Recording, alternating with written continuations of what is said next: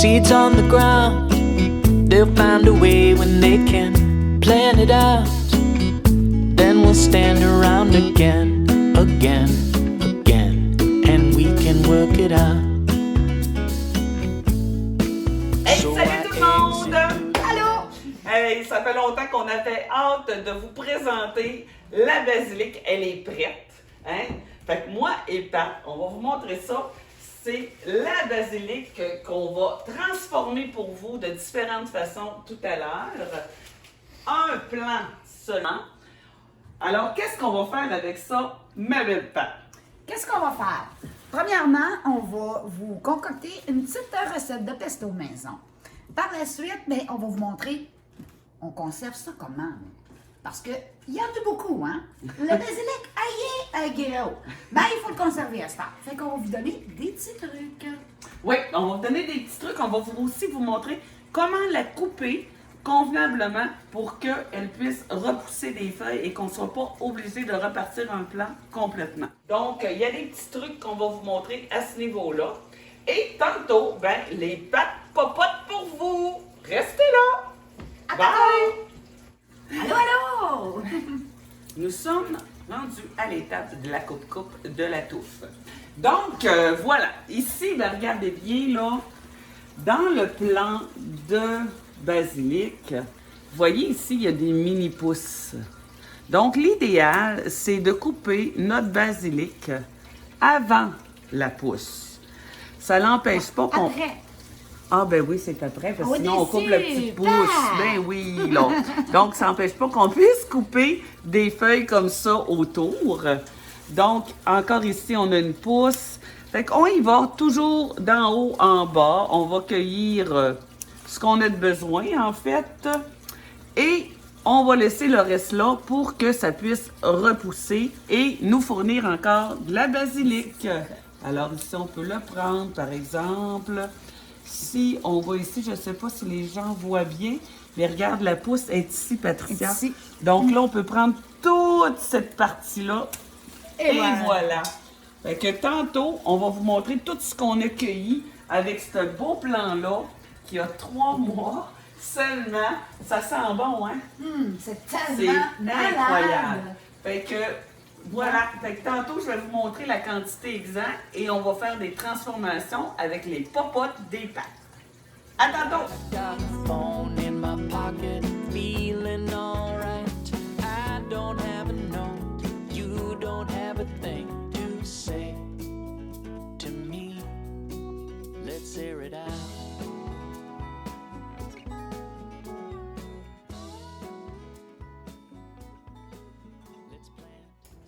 Alors, rebonjour tout le monde. On est de retour pour vous montrer la cueillette du basilic. C'est extraordinaire. Regardez-moi ça. Ça, là, c'est un plan dans la tour de mon jardin d'amour. 3 mois. 3 mois que ça a pris pour avoir tout ça. Je ne sais pas si on peut voir ici, mais on a coupé tout ce qui était gros. On a coupé les tiges en faisant bien attention, comme on a montré tout à l'heure, à couper juste avant les petites pousses. Oui, c'est après. Je dis tout le temps avant. Après. Ça, c'est mon cerveau. Moi, je suis la rangueule. Fait que, voilà. Fait que ici, ben, on coupe après, hein, Pat? Exact. Après les petites pousses. Et ça va repousser, là, encore une fois. Donc, on coupe pas le plant à la base parce que le tronc, c'est comme un peu du bois. Donc, ça ne repoussera jamais si on coupe ça à la base. Si on veut que ça se reproduise, il faut vraiment, vraiment y aller après les petites pousses. C'est sûr que je t'interromps, Ben, voyons donc. parce que nous, c'est sûr que là, pour vous le démontrer, comme on a fait tout à l'heure, on a vraiment laissé pousser, comme pratiquement au maximum. Oui. Mais c'est sûr que si vous, à la maison, vous préférez qu'ils ne viennent pas gros comme ça, vous pouvez toujours le couper régulièrement, ça, il n'y a aucun problème. Oui. D'abord que vous vous assurez que vous avez toujours des petites fleurs ici Oui. et vous coupez au-dessus. Oui. Au-dessous, Pat! Au-dessus, puis on prend les grosses feuilles, puis on fait le ménage et puis là, on cueille ce qu'on a de besoin. C'est vrai, c'est bien de le dire, Pat, parce que nous autres, ben, ce qu'on voulait, c'est faire une grosse recette, tu sais, vous montrer quoi faire avec du pesto. Du basilic. Oui, du basilic qui va Ben, devenir ouais. le pesto. Mais on va faire du pesto. On n'est pas habitués à ça, là, nous autres. Excusez-nous, là, pardonnez-nous, on n'est pas des pros du vidéo, OK? Ça fait que là, on improvise et on fait de notre mieux. On fait des gaffes, mais c'est pas grave. Fait que, Pat, c'est ça. Tout ça pour dire qu'avec ça, on va faire une recette de pesto. Puis aussi, on va vous montrer comment récupérer le reste. Exact. Pour pouvoir, il y a des méthodes de congélation et tout ça, pour pouvoir récupérer votre basilic dans des recettes telles que des sauces, des pâtes. Bon, peu importe, on peut mettre du basilic un petit peu partout pour agrémenter le goût de nos recettes. Mais on ne les fera pas sécher. Donc, ce ne sera pas du basilic séché cette fois-ci. On va y aller avec d'autres transformations. Ça va être du frais. Ben, On aime le presque frais. Ben, presque frais. Parce qu'il va être congelé, là, il est frais. C'est Ben, ça. c'est ça. C'est ça. On dit la même affaire. Exactement. Ah, Comme d'habitude, on dit la même affaire, mais différemment. On a un cerveau gauche et un cerveau droit. T'es le droit ou je suis le gauche? Ou t'es le gauche ou je suis le droit?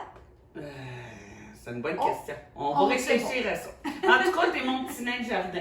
Elle a besoin de se mettre des talons pour avoir l'air un peu égal. Fait que c'est très, très drôle. Puis elle a ses genoux. Bon, On OK, enchaîne avec notre recette. Oui, oui, donc. Fait que ça nous prend 4 tasses très, très pressées de basilic frais. Que je vais vous mettre dans la petite Oui. tasse. Donc, faut en mettre, faut peser. Là, Comme ici, il c'est faut. sûr que nous autres, la tasse, là, c'est une demi-tasse. Fait que. Ça prend la moitié. En moitié. Fait qu'on s'assure d'avoir notre 4 tasses de basilic. C'est pas mal ça, hein? Une petite touffe encore. Une petite touffe De toute encore. façon, on s'ajuste après, là. Tu sais, si on voit qu'il manque un petit peu d'huile, puis bon, hein, on s'entend que... je vais en rajouter. une pour la route, Ah, c'est ça. elle est têteuse de main. Donc, pour le reste, bon, on a besoin de ça. On aura besoin d'un robot culinaire, évidemment. Mais c'est sûr qu'on peut le faire dans un malaxeur aussi, là. Malaxeur, ça peut se faire. Ben, c'est sûr que Mais l'idéal, hein? l'idéal, c'est un robot. C'est un robot culinaire. On met tout là-dedans, on se casse pas la tête. Exactement. Donc, pour notre recette, ça nous prend du parmesan. Il y a combien de parmesan? Un quart de tasse, je crois. Ah, le parmesan. Hey my God, il aurait peut-être fallu mes lunettes, hein, mais un quart de tasse. OK. Un quart de tasse. J'ai réussi à voir. Je le voyais, moi, d'ici. Mais en tout cas, il y avait les noix de pain. Les noix de pain, Les noix de pain. OK, ça, c'est un quart de tasse. Excusez-moi, j'ai vraiment pas mes lunettes. non, t'as besoin du vieux, hein? C'est ça. Hein? Ouais, mais c'est ça. En Peut-être tout un cas, jour. C'est ça, Un quand quart on de vieillit, tasse. quand on vieillit, c'est ça qui se passe. On recule les objets pour les voir.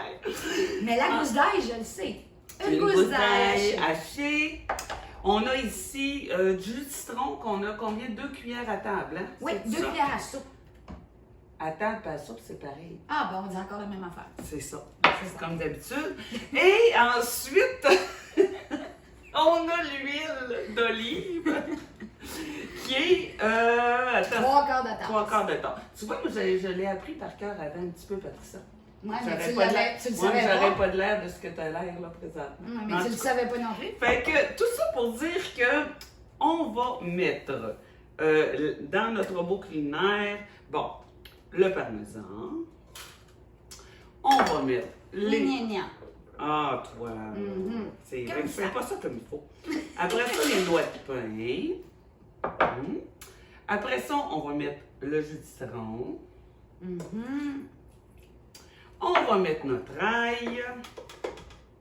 Il y en a assez. Moi, j'ai l'ail, je suis bien de la misère avec l'ail. Moi, j'ai de la misère à digérer ça, l'ail. Toi, Pat? Ah As-tu non. de la misère à digérer ça? Moi, j'adore l'ail, ça éloigne les démons. Ah oui, les démons. Puis, j'allais dire les colons. On va continuer de mettre OK, du on va, basilic, je vais arrêter de parler, là. On Mais va tu sais, des fois, là, moi, je me rappelle, là, quand j'étais jeune, là, je mangeais de l'ail, là, avant d'aller tu sais, dans les bars, là. Mais c'est ça, Puis tu là, peux là, je me éloigner disais- les démons. Bon, on parle de la même affaire, mais encore différemment. Et voilà. Ça fait que tout ça est mis là-dedans. Ouais, Là, là, puis moi, je suis tellement pas bonne. Excusez-moi. C'est naturel, hein, on vous le dit, là, on n'est pas C'est des faut que tu le beaux. tournes. Faut que je le tourne là. Encore un petit peu. Encore de même? Regarde ta flèche. Ouais, elle va où? Et là, ta flèche.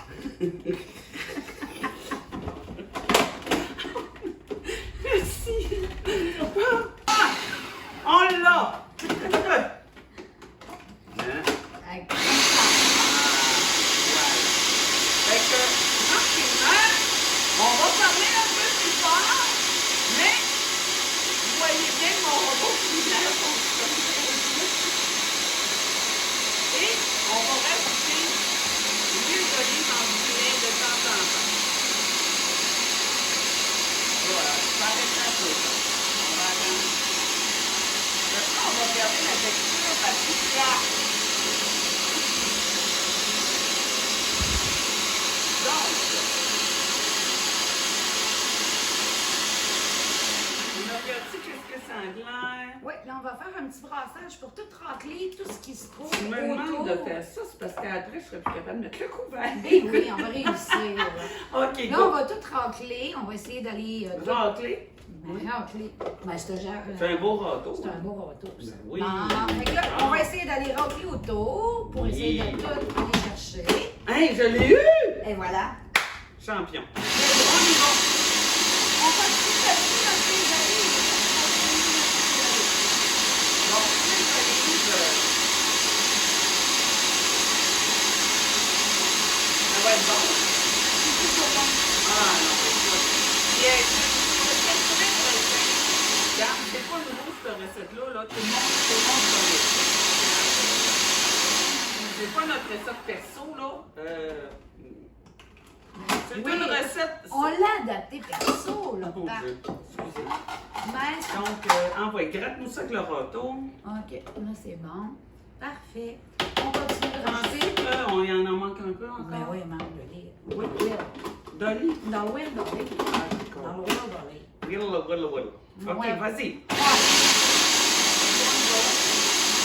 Finalement, la recette, là, telle qu'elle est parfaite. Hey, ça va être beau. Voilà. C'est fait. Pesto maison, super facile à faire.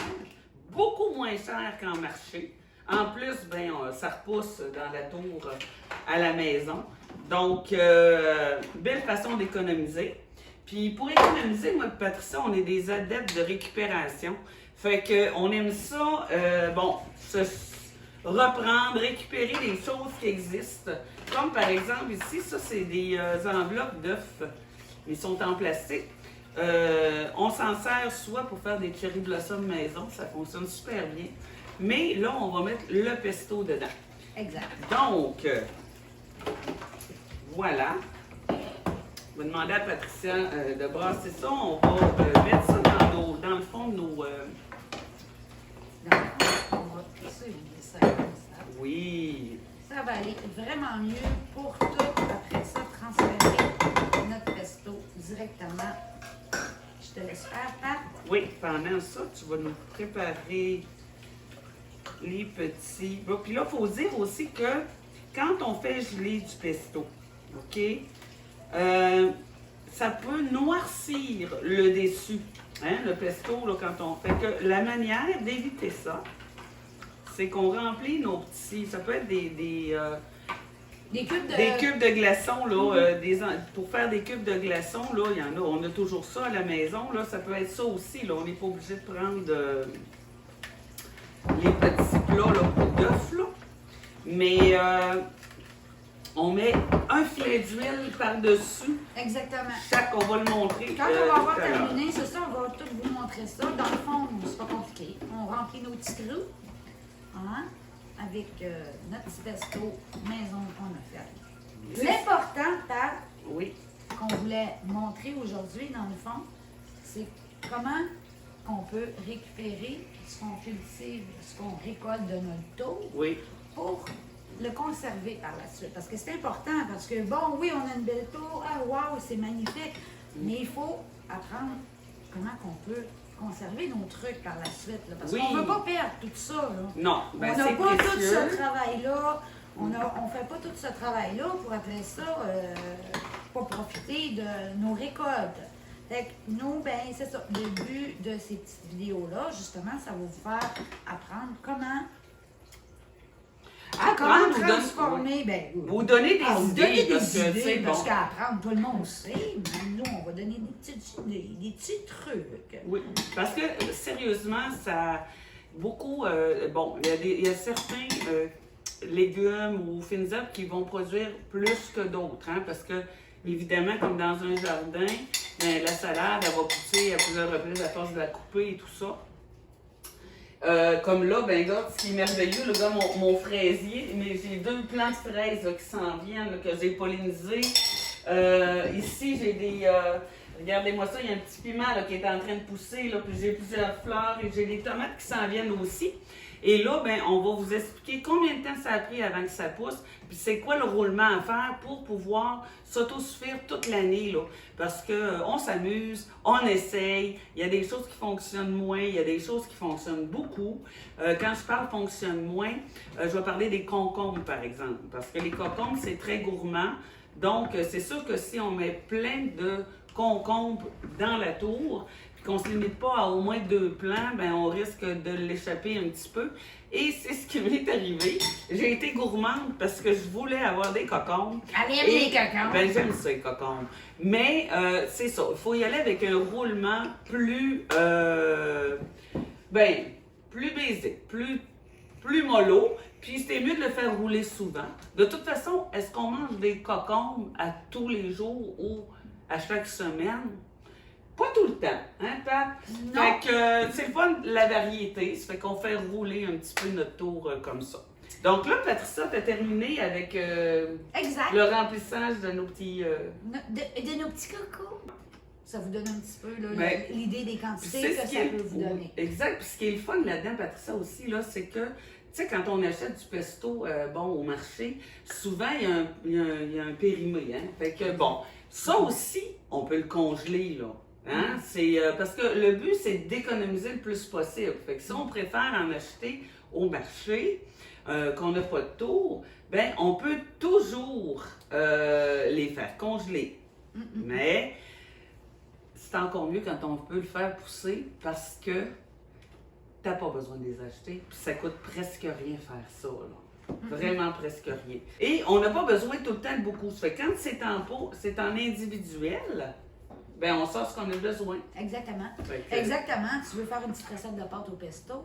Bon, On est juste 2. Bon, On est juste 2. On le sait qu'un petit cube, là, ça va être en masse, c'est ça. dépendamment des portions. Mais normalement, un petit cube, là, ça équivaut là, à peu près à 2 portions.